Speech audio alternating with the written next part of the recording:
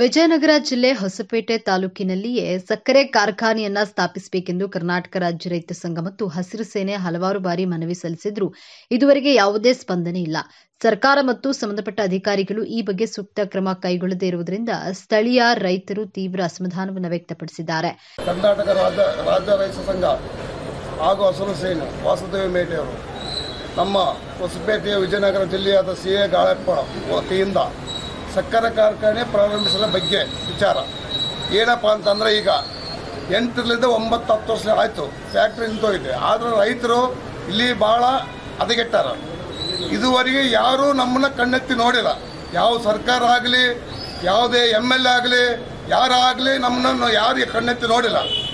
ಆದ್ದರಿಂದ ನಾವು ಈ ಹೋರಾಟಕ್ಕೆ ನಾವು ಬಂದಿದ್ದೇವೆ. ಮೇಡಮ್ಗೆ ನಾವು ಕೊಡಲಿಕ್ಕೆ ಮನವಿ ಪತ್ರ ಕೊಡಲಿಕ್ಕೆ, ಒಂದು ವೇಳೆ ಭೂಮಿ ಪೂಜೆ ಮಾಡಲಿದ್ರೆ ಮುಂದಿನ ಉಗ್ರ ಹೋರಾಟ ಮಾಡ್ತೇವೆ ಅಂತ ಹೇಳಿ 2 ಮಾತುಗಳನ್ನು ಹೇಳಿ ನಾನು ಮುಗಿಸ್ತಿದ್ದೇನೆ. ಸಕ್ಕರೆ ಕಾರ್ಖಾನೆಯಿಂದ ಬೆಳೆಗಾರರಿಗೆ ಮಾತ್ರವಲ್ಲ, ಅಪಾರ ಉದ್ಯೋಗ ಅವಕಾಶಗಳು ನಿರ್ಮಾಣವಾಗಲಿದ್ದು ಸ್ಥಳೀಯ ಆರ್ಥಿಕತೆಯ ಬೆಳವಣಿಗೆಗೆ ಸಹಕಾರಿಯಾಗಲಿದೆ. ಹೊಸಪೇಟೆ ಮತ್ತು ಸುತ್ತಮುತ್ತಲಿನ ರೈತರು ಕಬ್ಬು ಬೆಳೆಯಲು ಹೆಚ್ಚು ಆಸಕ್ತಿ ಹೊಂದಿದ್ದು ಈಗಿನ ಪರಿಸ್ಥಿತಿಯಲ್ಲಿ ಕಬ್ಬನ್ನ ಬೇರೆ ಜಿಲ್ಲೆಗಳಿಗೆ ಸಾಗಿಸಲು ತೊಂದರೆಯನ್ನ ಎದುರಿಸುತ್ತಿದ್ದಾರೆ.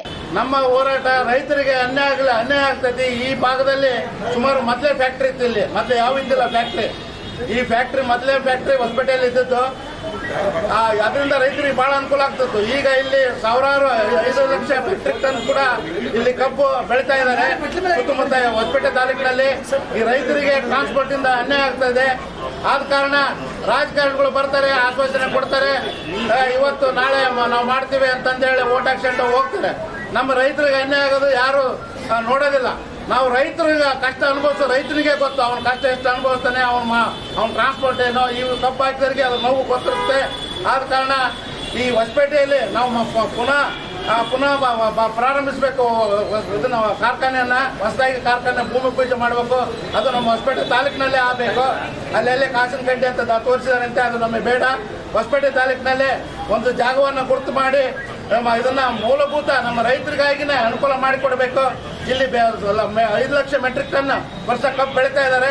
ಆ ರೈತರಿಗೆ ಅನುಕೂಲ ಆಗಲಿಕ್ಕಾಗಿನೇ ನಾವು ಈಗ ಹೋರಾಟ ಮಾಡ್ತಾ ಇದ್ದೀವಿ. ನಮ್ಮ ಹೋರಾಟ ನಿರಂತರವಾಗಿ ಇದನ್ನು ಭೂಮಿ ಪೂಜೆ ಇನ್ನೂ 1 ತಿಂಗಳು 2 ತಿಂಗಳು ಮಾಡದೇ ಇದ್ರೆ ನಿರಂತರವಾಗಿ ಹೋರಾಟ ಉಪವಾಸ ಸತ್ಯಾಗ್ರಹ ಮೂಲಕ ನಾವು ಇಲ್ಲಿ ಹೋರಾಟ ಮಾಡಬೇಕಾಗುತ್ತೆ.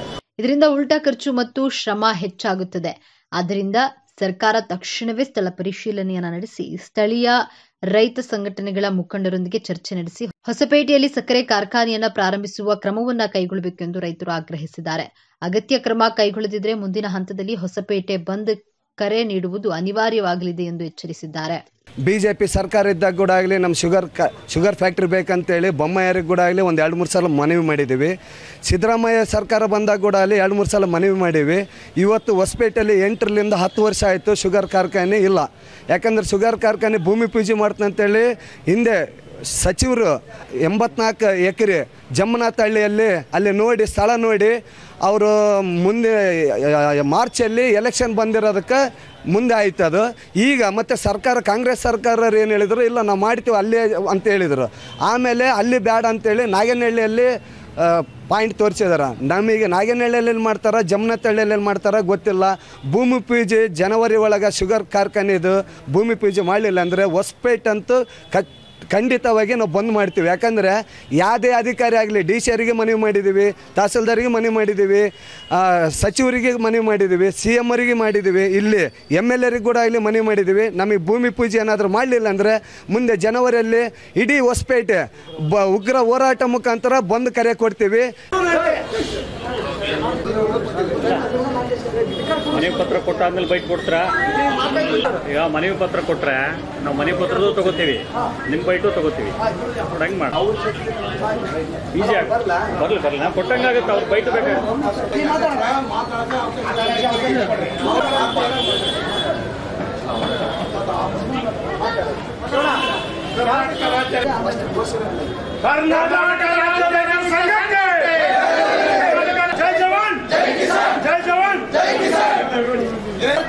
ಸರ್ಕಾರ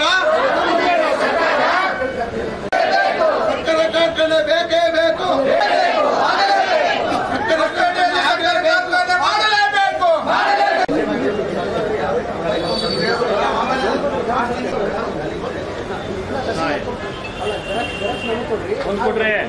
ರೈತ ಸಂಘದ ಹೋರಾಟದ ಆರಂಭವೇನೆಂದರೆ ಇವತ್ತು ಜಿಲ್ಲಾ ಅಧ್ಯಕ್ಷರಾದ CA ವೃತ್ತದಿಂದ ತಾಲೂಕಾಕ್ಷಿವರೆಗೆ ಈ ಹೋರಾಟ ಯಾಕೆ ನಾವು ಹಮ್ಮಿಕೊಂಡು ಬಂದೀವಿ ಅಂದರೆ ಕರ್ನಾಟಕ ರಾಜ್ಯ ರೈತರ ಎಲ್ಲ ಗ್ರಾಮಗಳಲ್ಲಿಂದ ಬಂದಿರತಕ್ಕಂಥ ಎಲ್ಲರಿಗೂ ಮೊಟ್ಟ ಮೊದಲನಾಗಿ ಸಕ್ಕರೆ ಕಾರ್ಖಾನೆ ಆಗಲೇಬೇಕು, ಹೊಸಪೇಟೆಯಲ್ಲಿ ಸಕ್ಕರೆ ಕಾರ್ಖಾನೆ ಆಗಲೇಬೇಕು. ಜೈ ಜವಾನ್ ಮಾಡಿದ ಸರ್ಕಾರಕ್ಕೆ, ಮಾಡಿದ ಸರ್ಕಾರಕ್ಕೆ ಜೈ ಜವಾನ್. ಬೇಕು, ಬೇಕೇ ಬೇಕು.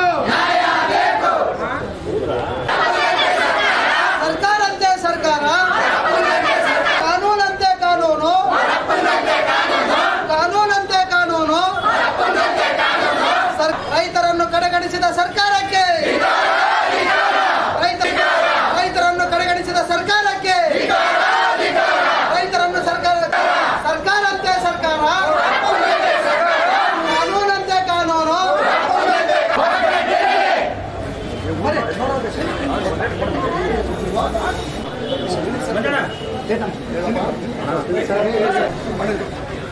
ಮೇಲ್ಕಂಡ ಕರ್ನಾಟಕ ರಾಜ್ಯ ಜಿಲ್ಲಾಧ್ಯಕ್ಷರಾದ CA ಗಾಳಪ್ಪ ಆಗ ನಾನು